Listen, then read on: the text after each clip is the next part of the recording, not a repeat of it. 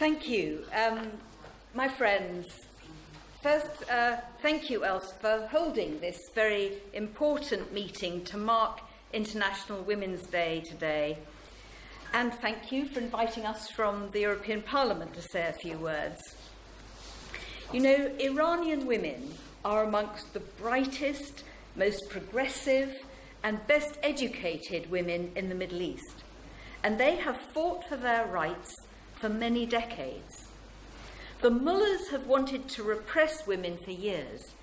And you know, it's just the same as the way the Taliban and more recently ISIS want to repress women. We can remember that just a few days after he came to power, this was in February 1979, Ayatollah Khomeini forced women to wear the hijab.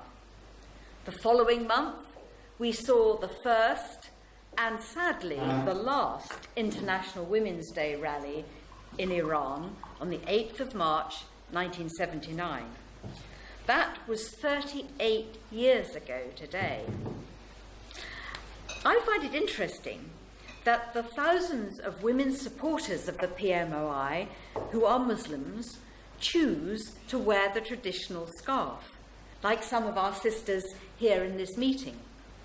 They took part in the rally against the forced veiling. They insisted that a woman has the right to wear what she likes. And this shows the important role of the Iranian resistance in the battle against Islamic fundamentalism. We were absolutely delighted to welcome Maryam Rajavi, President of the National Council of Resistance of Iran, to the European Parliament just before Christmas. As you know, Mrs. Rajavi is regarded as the #1 enemy of the mullahs.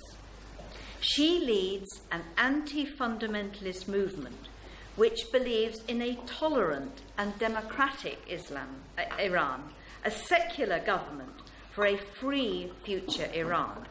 She also, I'm very happy to say, believes and champions the abolition of the death penalty, something which is also very important for us in Europe.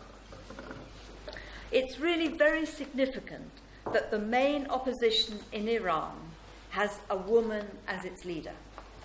And I believe that it's a very good indicator of how democratic a party, a parliament, or a country is. It's by the way that they treat women and the role that women play. And I say that as vice chairman of my party, the Conservative Party in the UK, a party that has had 2 women leaders and 2 women prime ministers. So having such competent women leading this opposition movement is not just a political challenge to the Islamic theocratic rule in Iran, it's also a cultural and an ideological challenge. So this should give us hope that in a future free Iran, women will be able to live normal lives like those of us in the West, and will have open access to all opportunities, free from the restrictions of what are now appear medieval laws. Unfortunately, the EU policymakers have ignored the realities of life, and I should say life and death in Iran. They are advocating more trade and more business deals with the Iranian regime. Let us not forget that most of Iran's economy is run by the Islamic Revolutionary Guards, or the IRGC, not by ordinary Iranian businessmen.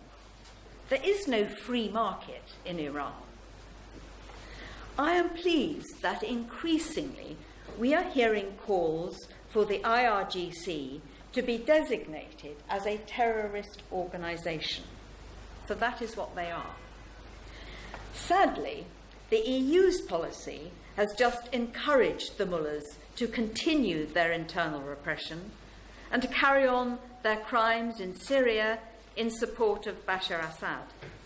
It is totally unacceptable for the free world and in this case, the European Union and our member state governments, to remain silent and continue business as usual with such a regime. To conclude, I just want to take this opportunity to express my solidarity with the Iranian resistance, and especially the PMOI members who thankfully have been transferred to Albania from Camp Liberty in Iraq, where they were constantly attacked and killed by Iranian and Iraqi forces. It was great for us to see that all these women were safely in Albania. So I give you my very best wishes, and I want you to know that we will do what we can to help the people of Iran be able to choose their own destiny and their own future. Thank you.